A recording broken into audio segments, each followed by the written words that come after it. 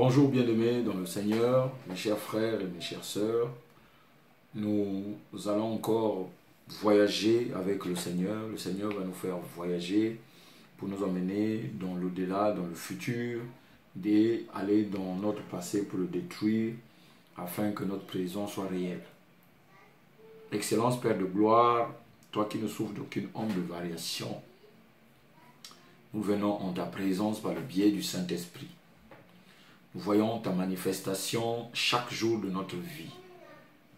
Nous sommes présents devant toi. Nous reconnaissons, Père, que nous n'avons pas les capacités au-delà de ce que nous pensons, mais c'est ta capacité qui nous rend forts. Tu as dit dans ta parole que nous sommes forts comme un buffle et tu nous as mis le courage afin que nous ayons le courage du lion, afin que, Père, nous puissions déraciner, dévorer tout ce qui ne confesse pas ton nom. Ton nom est vivant. Ton nom est roi. Tu es tout puissant pour nos vies. Règne, demeure en ces moments. Que tout ce qui sortira de ma bouche soit l'objet de ta révélation, l'objet de ta parole, et que ce soit toi seul qui règne au nom puissant de Jésus. Amen. Alléluia. Aujourd'hui, nous allons parler du comment avoir la force de séparer le précieux avec le vil et pour reconnaître qu'est-ce que Dieu a mis devant nous pour que nous puissions nous mirer. La Bible dit que la parole de Dieu est une lampe à nos pieds. Elle éclaire le sentier qui nous permet de marcher. Et Jésus est le chemin qui nous mène droit vers le Père. Et la trahison de Jésus te fait égarer. C'est pour cela que Dieu égare un certain nombre de personnes qui se sont trompées de son chemin.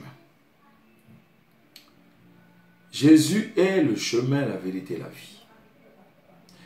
Regarde, Christ vient parler, j'ouvre une parenthèse avant de revenir sur mon message. Dans Romains chapitre 1, il est clair. Il dit ceci, je vais lire. Romains chapitre 1, verset 26. La Bible dit, au nom de Jésus, « C'est pourquoi Dieu les a livrés à des passions infâmes, car leurs femmes ont changé l'usage naturel en celui qui est contre nature.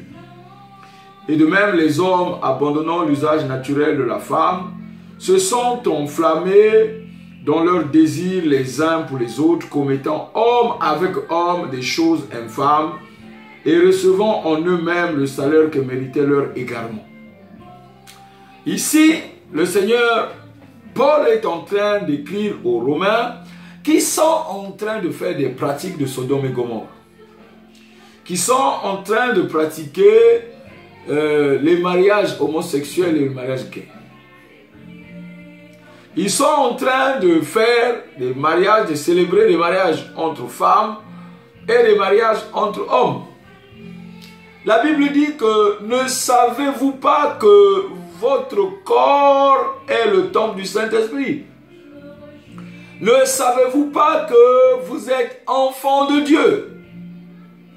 Comment maintenant tu es chrétien, tu déclares partout que l'homme est libre, que cela c'est la liberté? Quelle est la liberté que te procure la désobéissance de la parole de Dieu? Quelle est cette liberté qui va t'emmener dans la désobéissance de la parole de Dieu?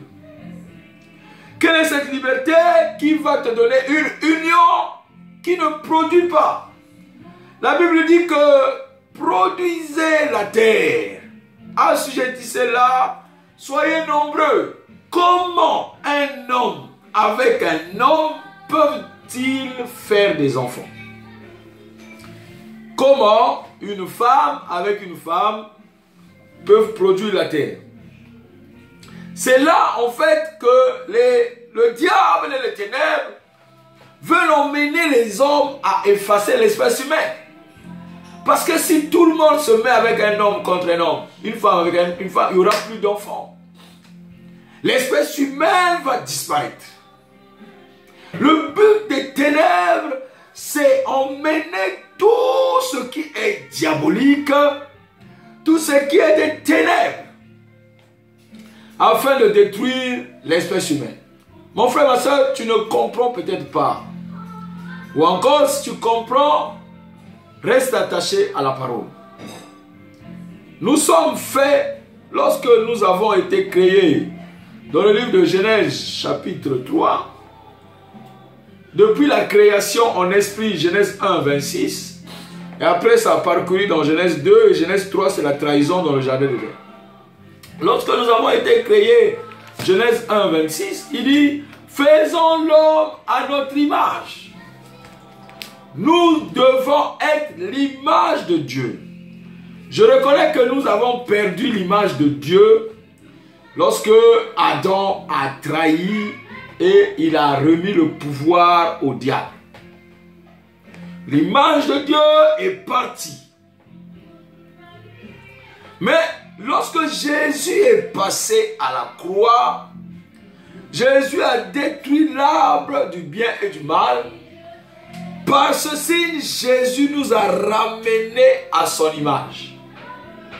Et si tu es né de nouveau, tu n'es plus né ni de la femme ni du sang, mais tu es né de l'Esprit de Dieu et tu es né du sang de Christ. C'est la goutte de sang qui t'a donné la vie ce matin. Je vais te poser une question. Lorsque tu es devant un miroir, le miroir te parle. Le miroir te parle. Il te dit qu'à gauche, tu as une petite saleté, il faut l'essuyer. Et tu repars, tu reviens le miroir, tu poses la question au miroir. Est-ce que c'est bon? Le miroir dit, c'est pas encore bon. Arrange une coupe de ton cheveu, tout ça.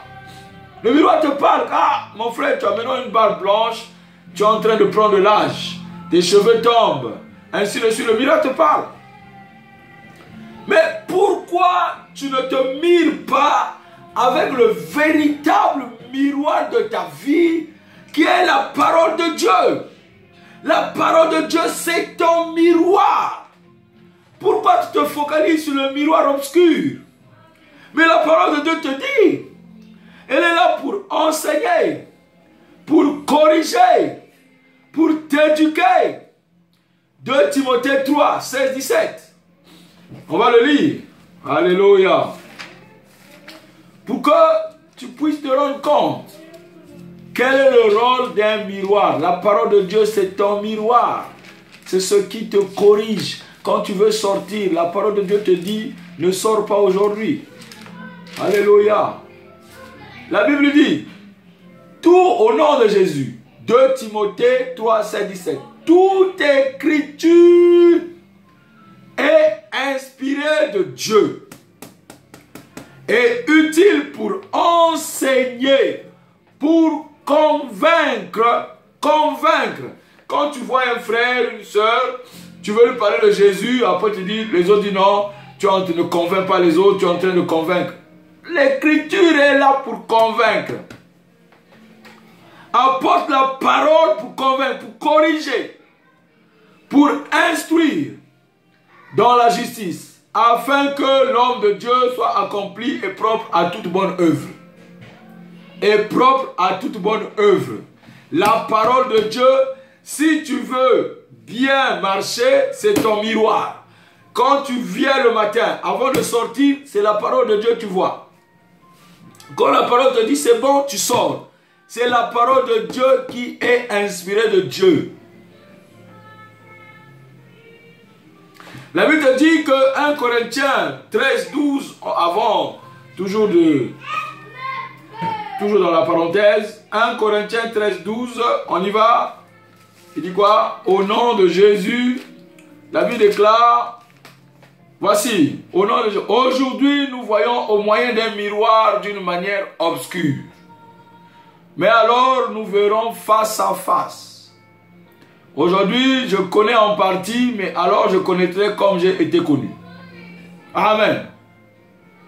Le verset 13 te dit, maintenant donc ces choses demeurent. Voici ce que le miroir te donne.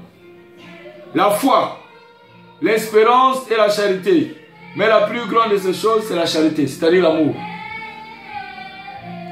Gloire soit rendue à Dieu pour ces moments de partage. Je bénis Dieu pour ces moments de partage. Alors, sépare le précieux de vil.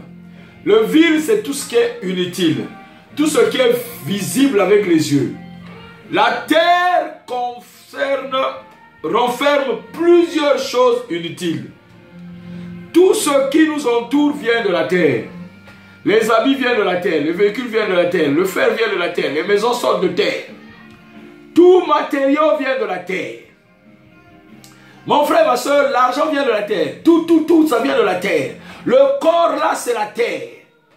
Alléluia. La Bible dit quoi? Tu es venu poussière, tu repartiras poussière. Ça vient de la terre. Tout arbre vient de la terre. Tout ce qui est péremptoire est inutile. C'est pas le précieux d'avec du vil. Jérémie 15, 19.